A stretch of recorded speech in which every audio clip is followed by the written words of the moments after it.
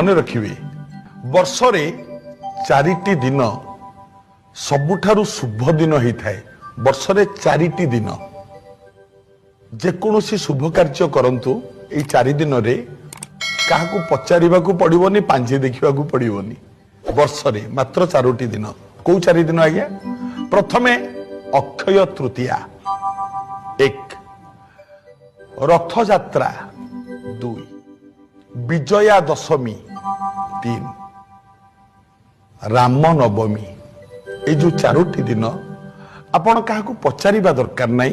ঘর শুভ দেবে, ঘর প্রতিষ্ঠা করিবে, যে কোনসি শুভ কার্য করিবে। এই 4টি দিন যে কোনসি শুভ কার্য কলে মঙ্গল হইথায়। এ কথা মনে রাখিলে মঙ্গল হব। ভিডিওটি আপন মানকু ভাল লাগিଥିଲେ ভিডিওକୁ ଗୋଟାଏ ଲାଇକ୍ କରିଦିଅନ୍ତୁ ଏବଂ ଚ୍ୟାନେଲକୁ ସବସ୍କ୍ରାଇବ୍ କରିଦିଅନ୍ତୁ। মনে রাখিবে ବର୍ଷରେ